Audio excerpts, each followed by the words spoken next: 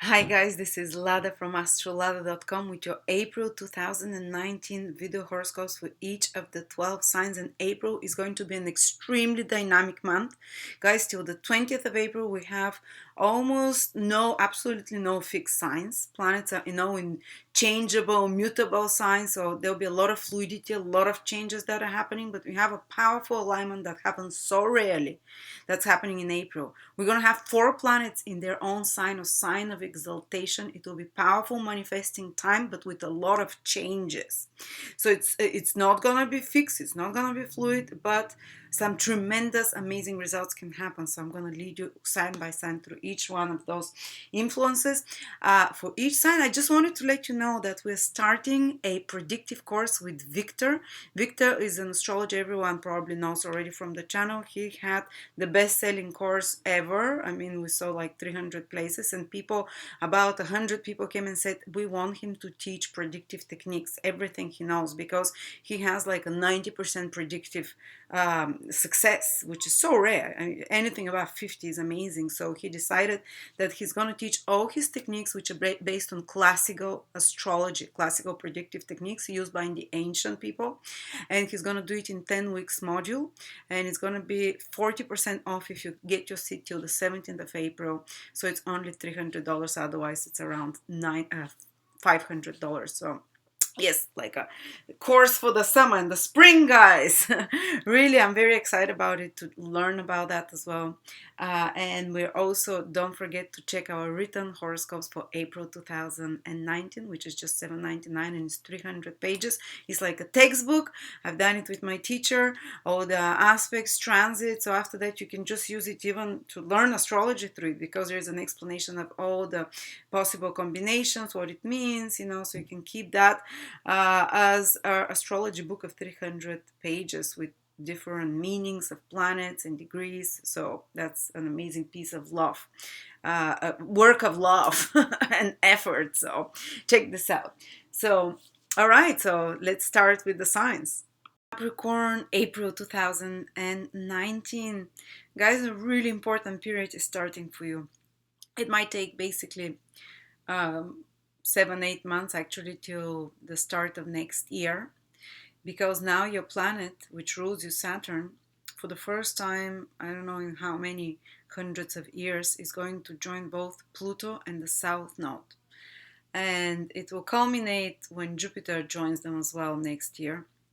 But this is a gradual process of dismantling of the old you and the creation of a new one. And it kickstarts now in April. And thankfully, it takes longer. It's going to repeat 3 times. It's going to stretch out over a year period. So it's not going to be an instant dismantling of the creation of a new one, because it might be a bit shocking for some of you. And some of you already have started this process, because Saturn has been transiting your sign for year and a half now. So you've been feeling those new waves of new beginnings that are coming, and that you're trying to create, to build something from the scratch. But now, finally, there will be the purging of the final remaining pieces from the past. Why is that? Because Saturn is you. Saturn is you. It's the planet that rules you. And this April, it joins the South Node for the first time in many years. And it's going to join again the South Node 2 more times after that. But this is the start of it, May and April. You can start feelings of the end of, basically Saturn is also your rules, your actions that you've created in the past. Because Saturn rules our karma, and Saturn rules you personally. So actions that you personally did, whether good or bad, you know. If you're a good, decent person, these are good actions. If you're evil or sometimes ignorant or in pain, you hurt others, and these are coming to the surface now.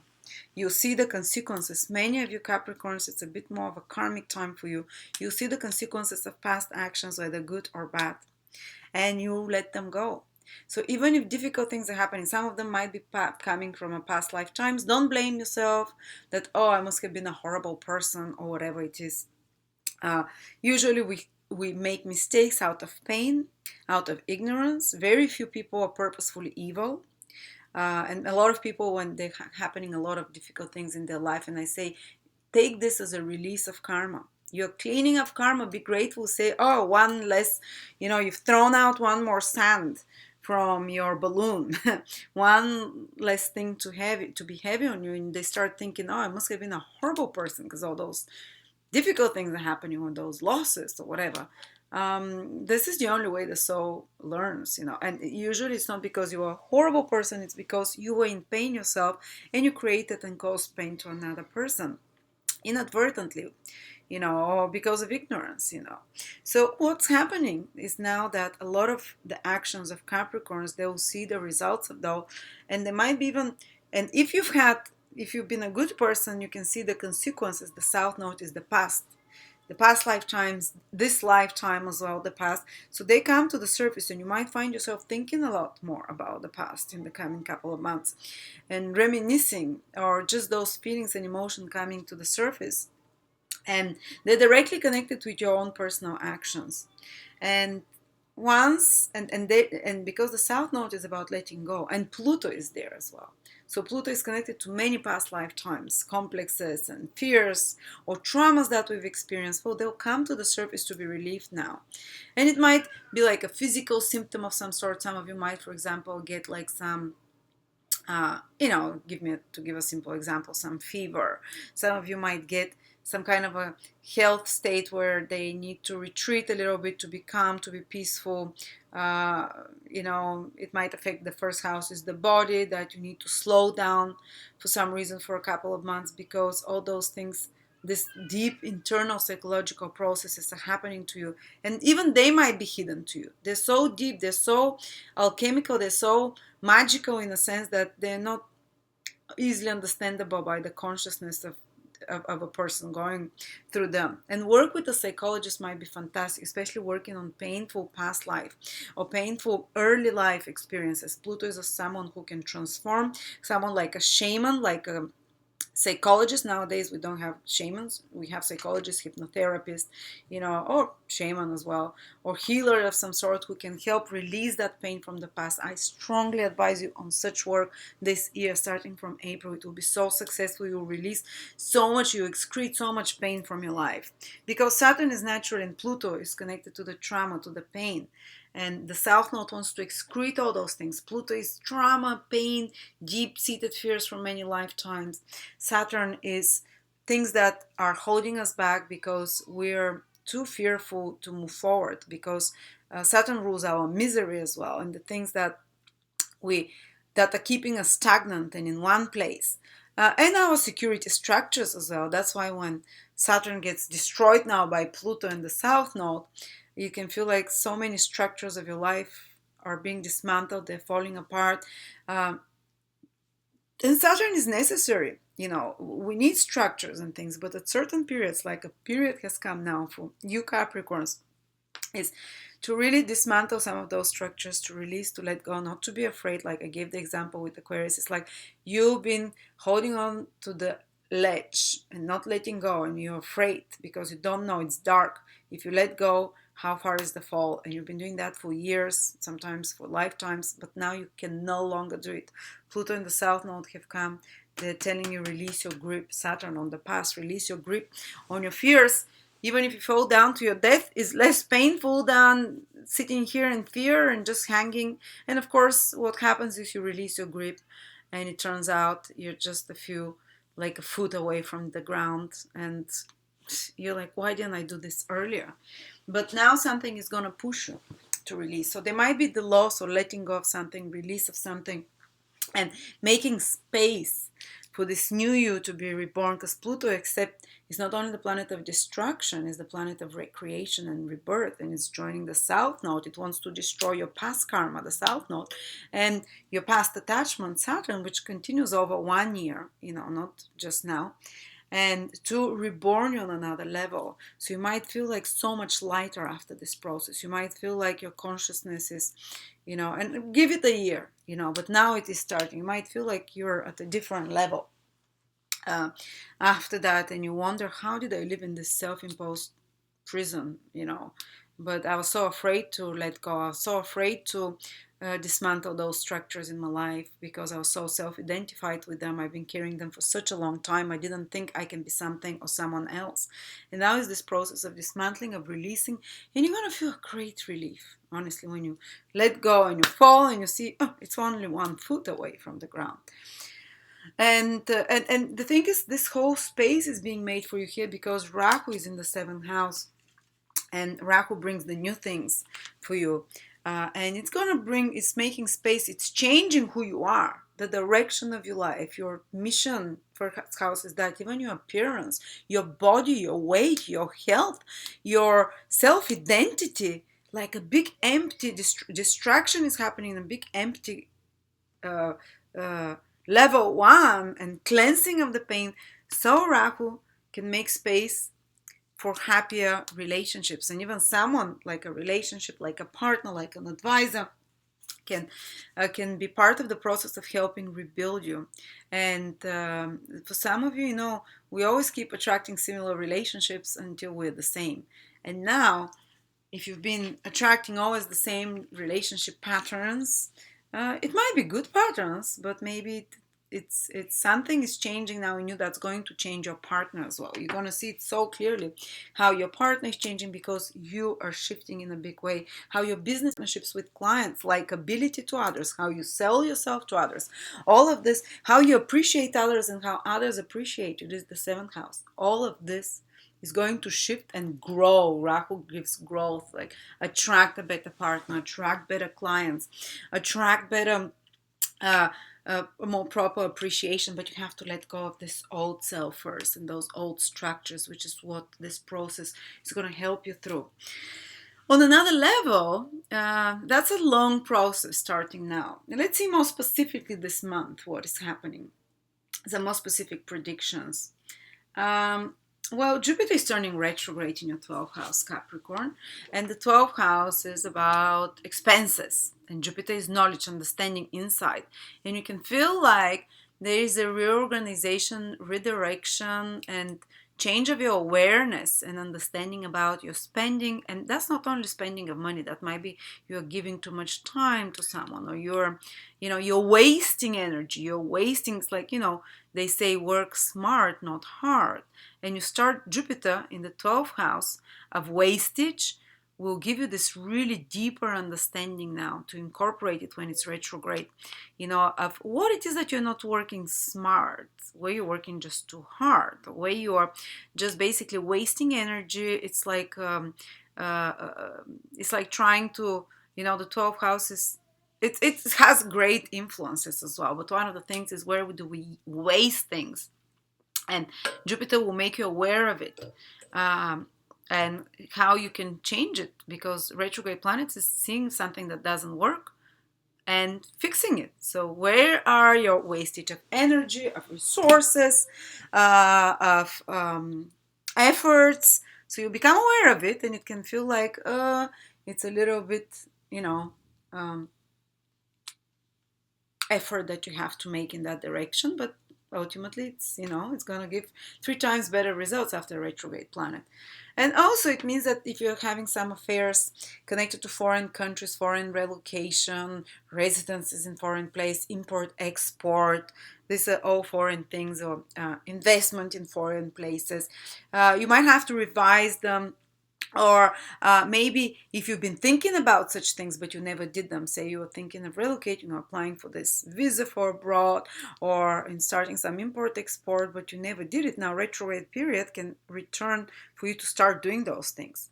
But it's not something totally new that comes. It's something that you have either thought about, connected to research, connected to foreign places, foreign travel, import-export, research as well as said, or spiritual, something spiritual. And or expenses again. It's something that you've already noticed before. Maybe it's something new that you've learned in the last few months, but you have not implemented it. It's just new ideas connected to those things. Now when Jupiter turns retrograde in your 12th, you'll have the chance to do it, but it requires more of your efforts. Or it might be someone working on a project, for example, that is 12th house project. That's kind of like doing some research in laboratory or PhD, that you have to put the extra effort while Jupiter is retrograde to really kind of bury your head and do the hard work. Or it might be some creative project, because 12th house rules the imagination. It might be some period for some of you that is prolonged period of being a bit more isolated in an environment like a creative studio, with a laboratory, or with a, you know, where you're working alone, and where you're applying new principles that you've heard recently, or you know, that you're applying some new principles. When Jupiter goes retrograde, you have to really learn how to work with those new principles, so that those new ideas that you've developed over the last few months while Jupiter was moving direct, in regards to some imaginative piece of work or something that you're doing, preparing behind the scenes, you have to implement those new ideas now, those new creative approaches or whatever, while Jupiter is retrograde. This is the period of the hard work. It doesn't mean don't do anything, Jupiter retrograde, not at all.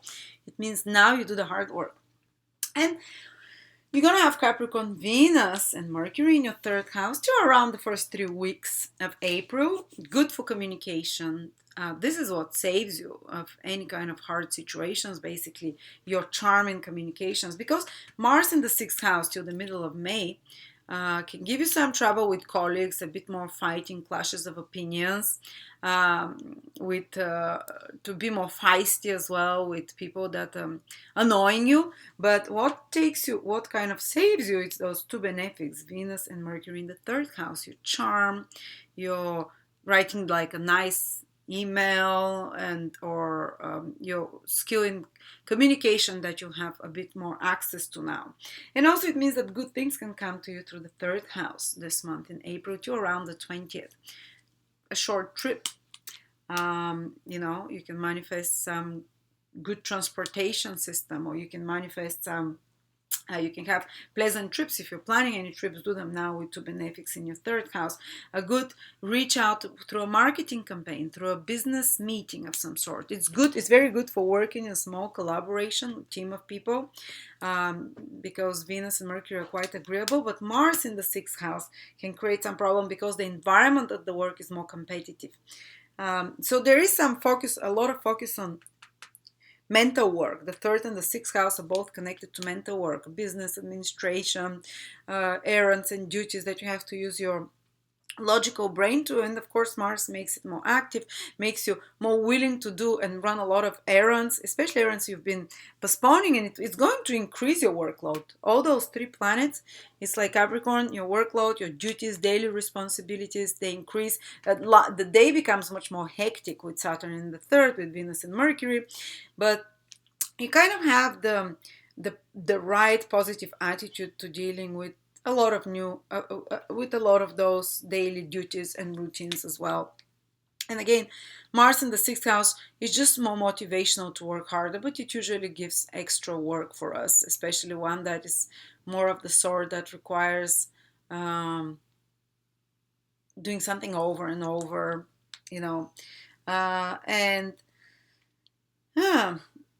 Yes, so good for communications if you're doing any media presentation, any reports. Mercury, Venus till the 17th of April is great. And after that, Mars stays in your 6th house till the 15th of May, from the start of April till the middle of May. So I just want you to watch your health a little bit, especially if your ascendant is in Capricorn or Moon. The Sun to a lesser degree, because the 6th house, Mars is known to create certain inflammations, especially because it's in Gemini of the where you're breathing, you know. Watch out for your, for your hands and stuff. Some accidents might happen there. People are more accident prone when Mars transits the 6th house. And watch out also for just if some health problems arise. Usually they're one of the fast, they come in fast, they, like fever, stuff like that, or more of an accident influence. And because of that, it's basically like a sign that you need to, when this happens, that some inflammation, Mars is inflammatory in nature, that you have to take a better care of your health, basically. Get proactive and do something, whether it's with the food you eat or whatever. And Venus and Mercury, after the 20th, especially April, will no longer be in that sign. So, I don't know where I was going with that, but anyway, that's what I see for you guys. Thank you so much, and do check our 10-module predictive course on classical predictive techniques made easy with Victor, and there is a payment plan. You can pay, it's 40% less till the 17th of April discount, and there is a payment plan that you can pay those $299 if you really want to take that course. Take it. I'm very excited. And also check out our 2000 April April written horoscopes. They're like a textbook. You don't use them just in April. All the meanings, it's 300 pages. It's like a textbook that I've written for you. For the meanings of each planet, the meanings of planets and signs and aspects. You can use it in natal astrology or predictive astrology and whatever you want. So thank you so much, and I'll see you next month.